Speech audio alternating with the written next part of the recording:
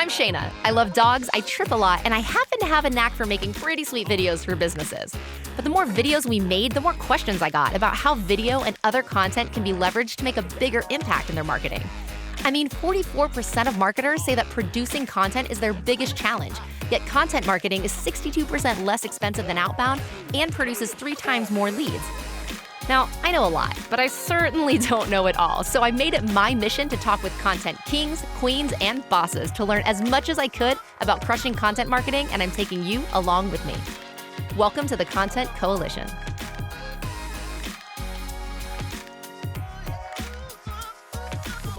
Hello again, Content Coalition family. I'm Shayna Weisinger of Repurpose House, and today I have a super awesome guest coming all the way from France. I have Emeric of AgoraPulse. He's the co-founder and the CEO, and I'm so excited. Like, the timing couldn't be more perfect on this because I literally just tested every single free trial of every single social media management platform that I could get my hands on. And the fact that I get to chat with him one-on-one is a really cool thing because I experienced some amazing things with his platform. And I know that all we do is give content for you to post on social. And this is something, managing all of that is such a pain point. And I'm so excited to talk to him today. So thank you so much, Emeric, for being on the show. We're excited to have you. No, thank you. It's all my pleasure. Awesome. Well, I mean, let's just get to the very beginning. Like, how did AgoraPulse happen? I know you've been in SaaS for like ever and ever, amen. So let's hear that story. Yeah, well, I've been in SaaS when it was called ASP, Application Service Provider, in the early 2000s. So before it was SaaS, you were in SaaS. I was in social media before it was called social media. It was called communities in the early 2000s as well. And I've always been building software with Ben, my co-founder, and we've always been in the community, social media, people talking to people on the web kind of business. Yeah. So it's funny.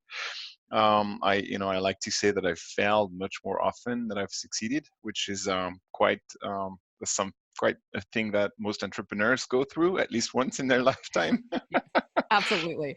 And the idea of AgoraPulse came in 2010 when we basically were Facebook apps for clients because we had to make money, because we couldn't make money with our existing SaaS product at the time. So we started building Facebook contest and promotion for clients, and we hated it. It was an agency kind of work, which, clients can be difficult to work with, and they can be difficult to pay, and it's a hard place to be. And we realized that if we were to industrialize those contests and promotion into a platform and sell them with a SaaS business model on a recurring basis with a recurring revenue model, that would be much easier for us. So that's how it got started. We basically industrialized all these quizzes and sweepstakes and photo contests and video contests and you name it into a platform that instead of selling them for $10K a month, we were selling them for $29 a month.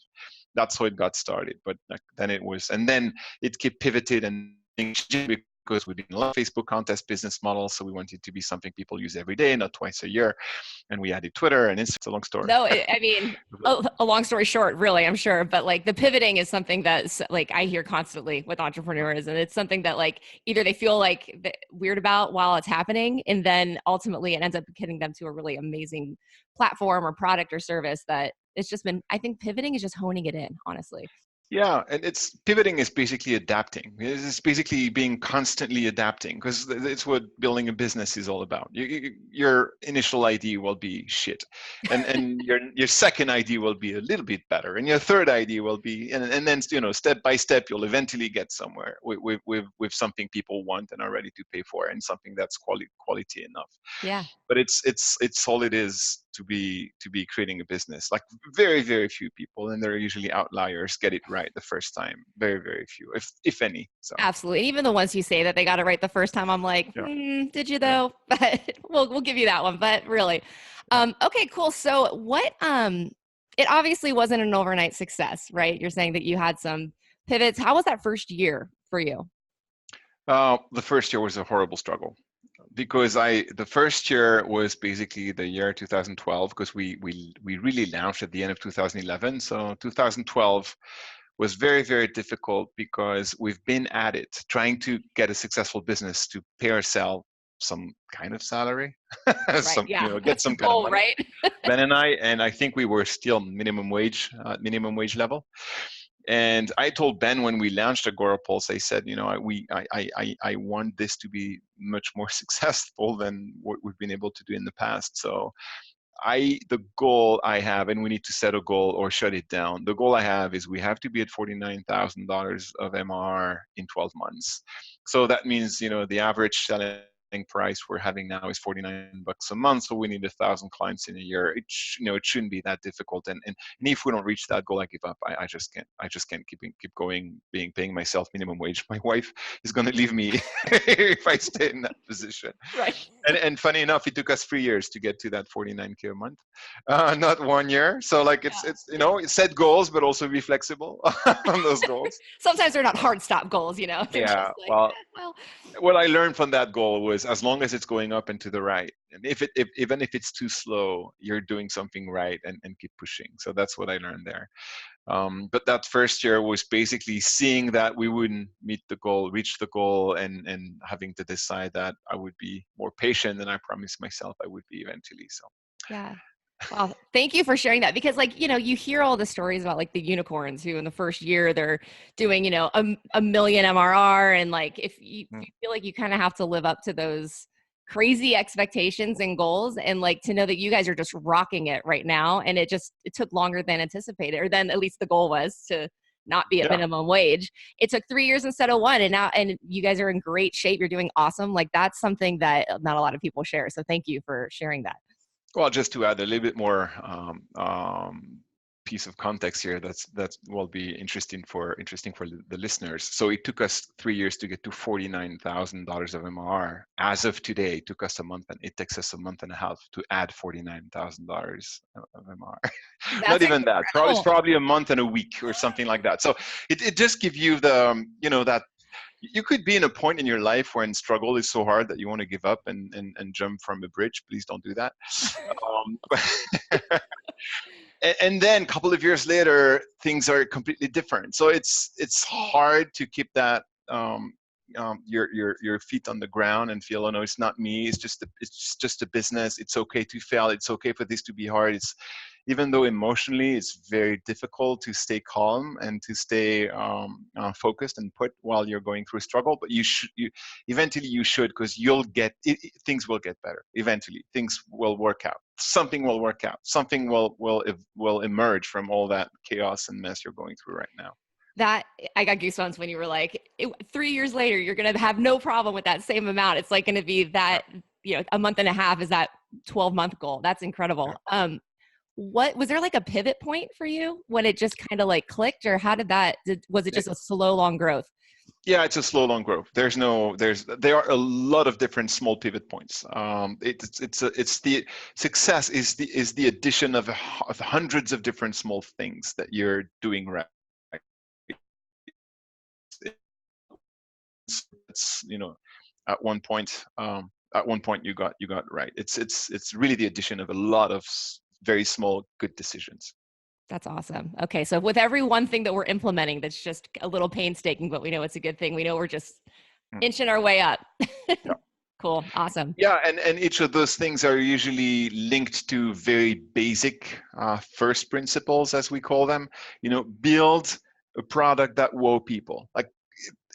It sounds very, yeah, of course. Well, yeah, of course. Look at many products you see out there. Not all of them are a wow level. Build something that's really amazing and focus on that amazingness. And even if it takes a long time to get to that level of quality that you're aiming for, keep that in mind. That's what you want to build. Be there for your customers. Be there for them. I mean, for real. Care for them. Be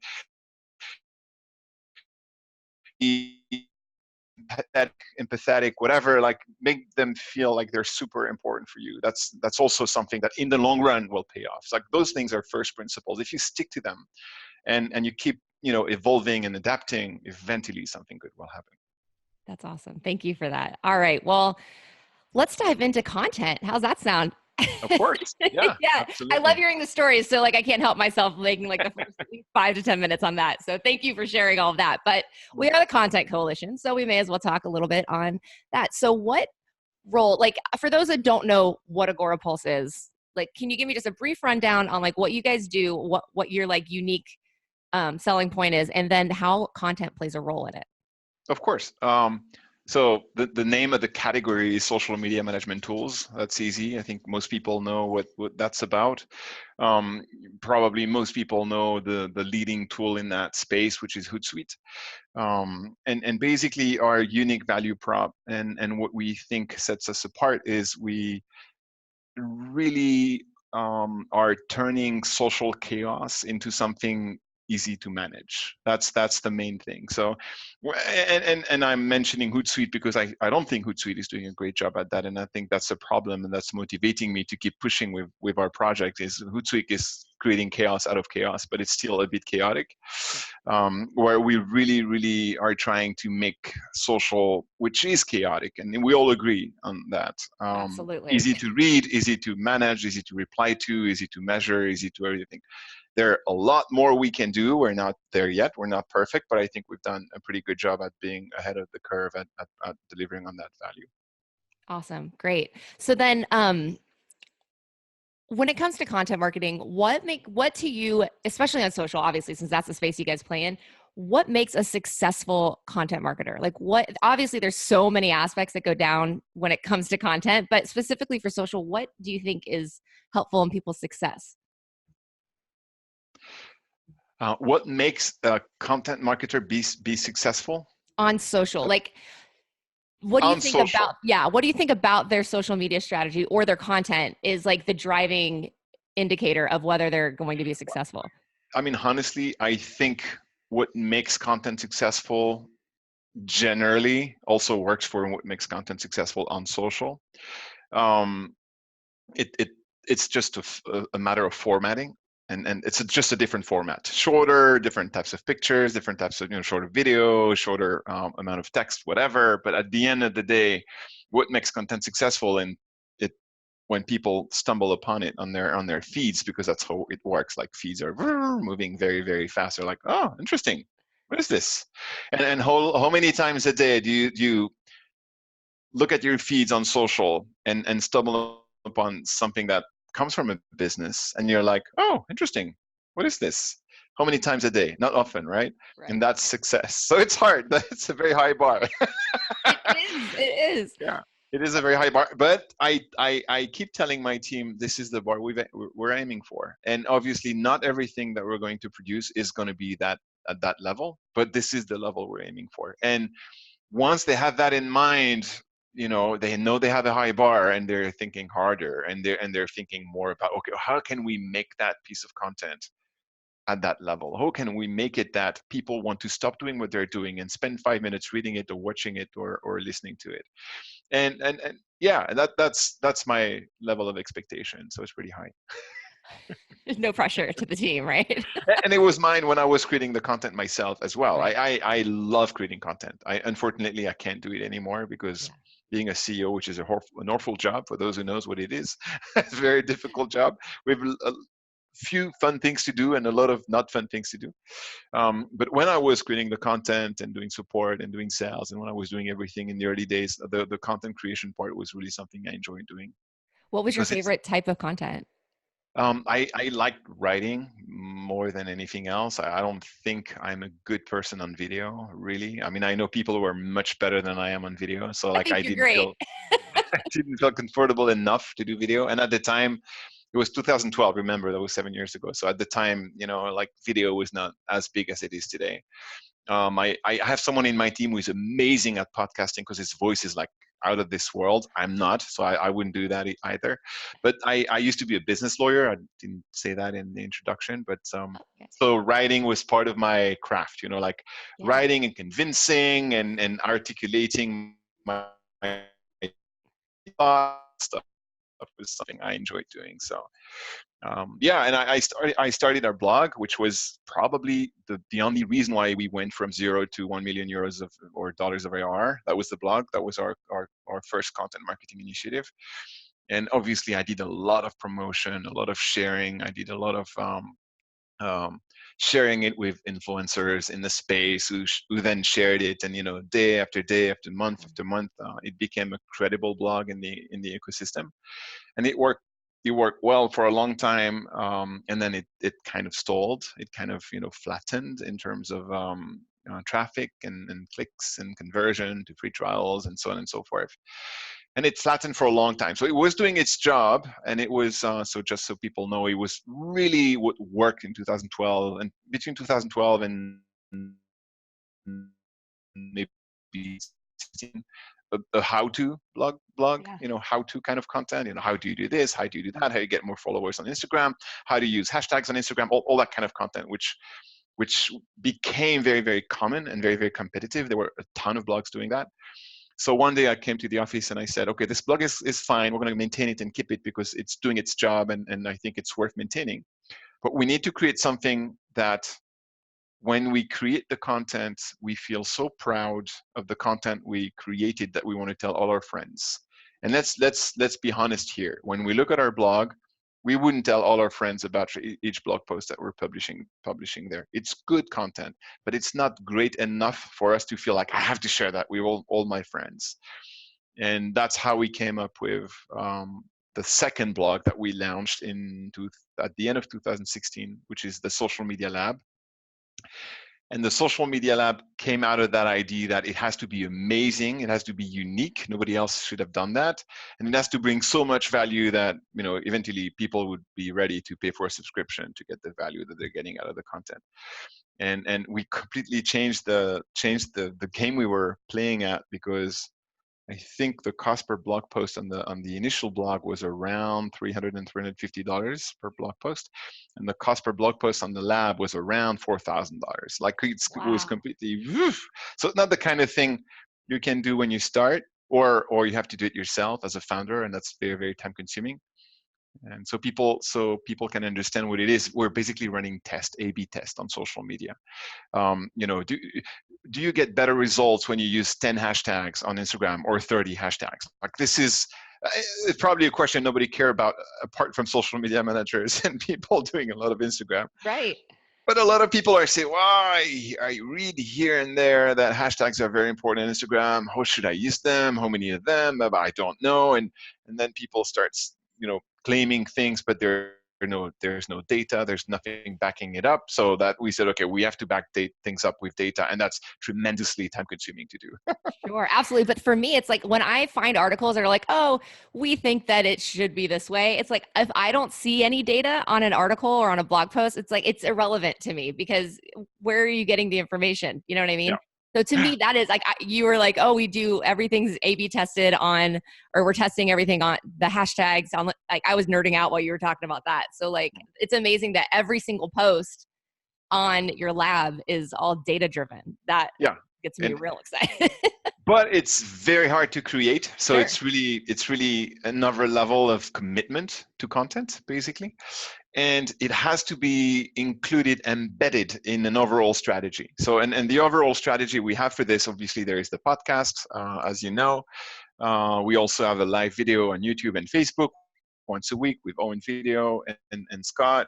So it's we're trying to go through all the different channels, and you repurpose content. So you know what I mean? Like, trying to, there are these people who love video. I'm more of a podcast person, and there are these people who like to read. So we're trying to appeal to each and every one of them.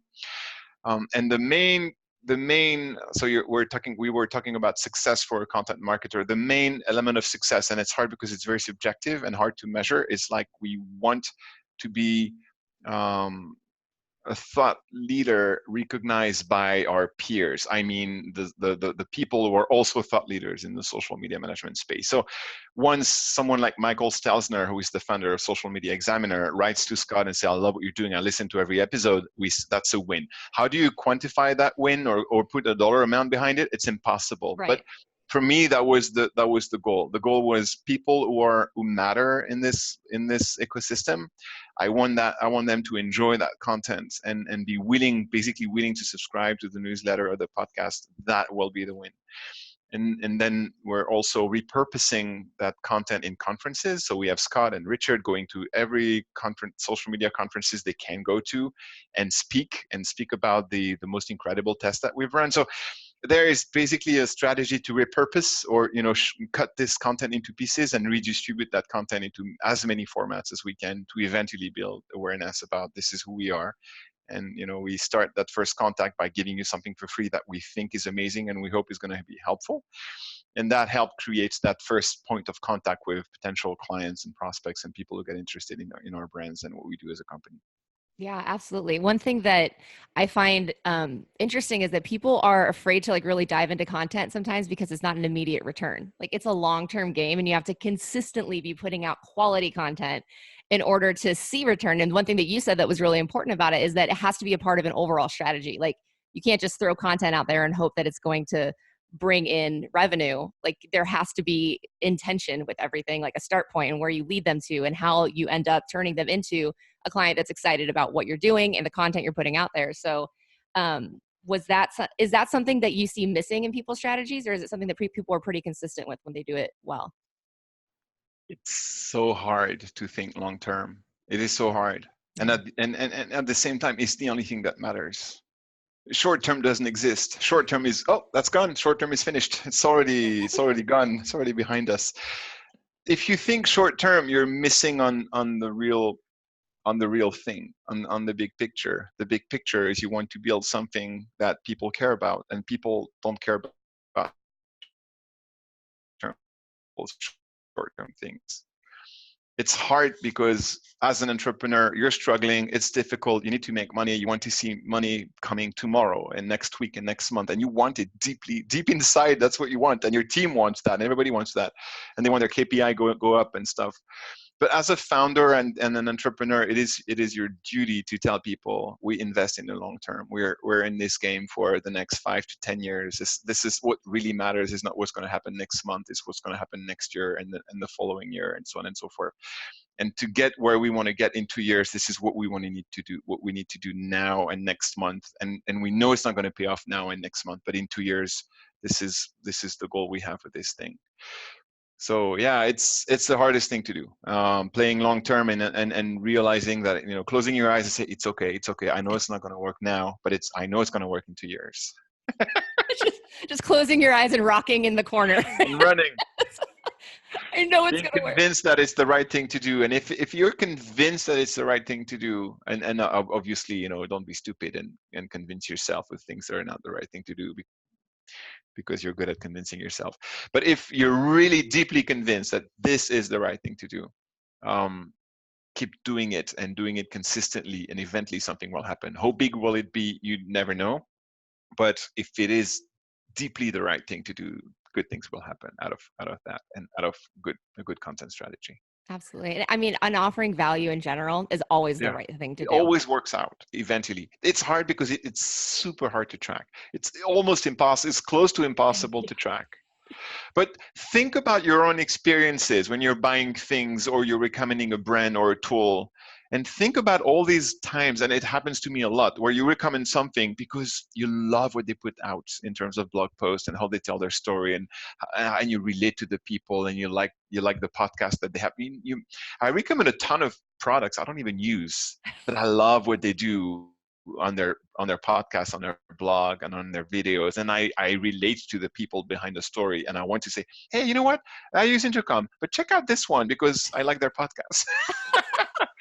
At least subscribe to the podcast, and then you'll become a client at some point. Yeah, they look like a great company, and I like everything they say, and their product looks cool from the outside. I'm not using it, but you should check it out. And and again, this is untrackable. I remember meeting the CMO of Drift at a conference in Dublin and telling him, we're a client of Drift because of your podcast. It's a $1,000 a month product.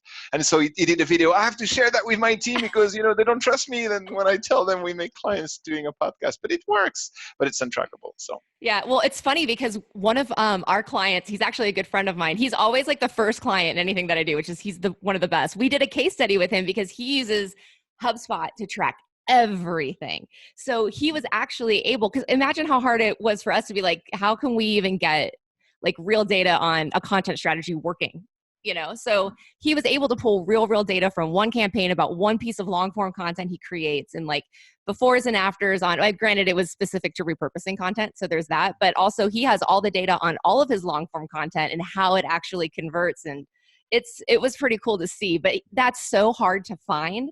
I mean, unless you have massive systems in place to track everything, and he's a huge systems nerd, but it's like you're saying, it's next to impossible to know for I sure. don't want the audience to think that it cannot be tracked. It can be tracked, but we have a full-time data scientist here. It's 75,000 a year.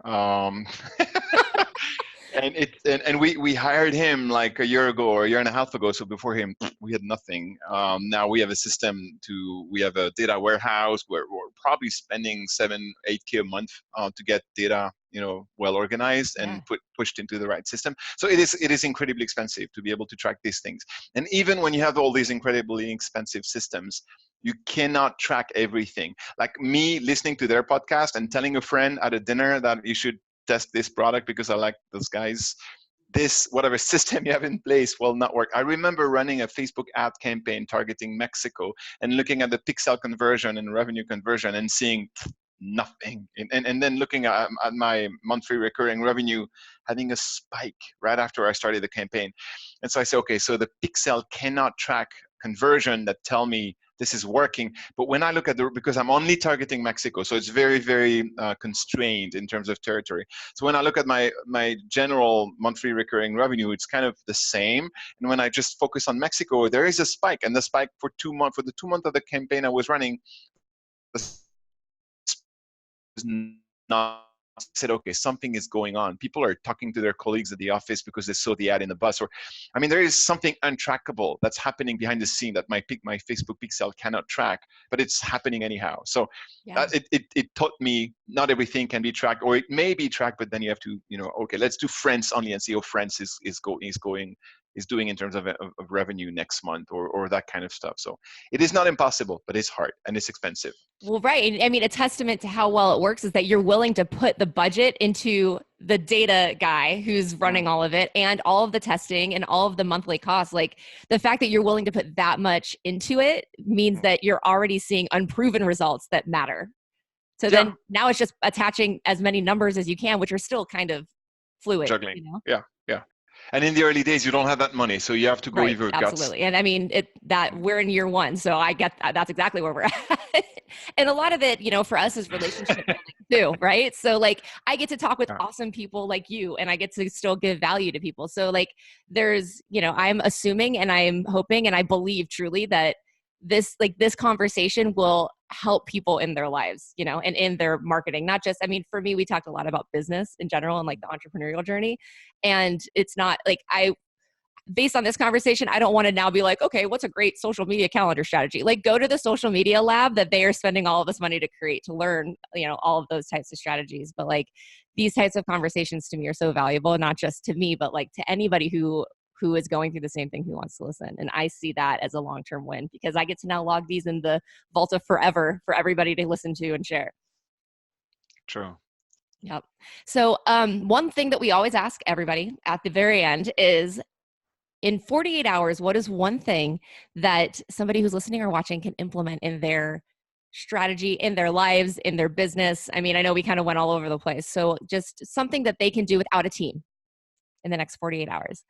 Okay, so let's take two situations. Situation number one, you have content out there. You have a content strategy. You're producing content. So what you can do in the next 48 hours, review everything you've produced in the last 30 days and ask yourself for each piece, is it something I'm so proud about that, well, I would be willing to send it to all my best friends and tell them you really have to check this out. If the answer is no, I wouldn't do that. You have to spend the next 2 months rethinking what should you be doing, so the next time you do that audit of your own content, you can genuinely say, yes, I am very proud of what I've produced or my team has produced, and I would send it to all my friends. So that's, if I was producing content, that's the test. I used to call that the mother test. Would you send that to your mother? But maybe your mother is not interested into content or social media, so your best friends is probably a better test. Right. And if you don't have any of that, so you have not yet started to create content, what you can do for the next 48 hours, talk to 4 or 5 people who are in your target audience, obviously, if you are in your target audience, ask yourself the question, what are the things that you would like to learn and you would like to know to progress as a professional or in your business that you have a hard time finding? Those unique things that only come from experience or experimentation, or things that are not easy to, 5 Instagram accounts you should follow if you like fashion. Like, this is not something that's going to change your life. So try to discover and uncover by talking to your people who are in your target audience. What would be those things that you could be writing, speaking, talking, videoing, whatever about, so you could make a dent and a difference into the target audience you're going after. Awesome. I love those. I love that it's one for, each side of the road there. That's perfect. Thank you. Well, thank you so much for spending time chatting with me, guys, with the Content Coalition. I hope that you got some awesome value out of this episode. And Emeric, thank you so much. We really, really appreciate you being here. And I had a lot of fun. Thank you for inviting me. Of course. And guys, we will see you next week. Thank you so much for checking out this episode of the Content Coalition. Now, whether you're listening or watching, make sure that you subscribe to the YouTube channel and to whatever platform you're listening to it on, because you're not going to want to miss out on the incredible things that I'm learning with these amazing content marketing pros. So make sure you subscribe, and we will talk to you next week.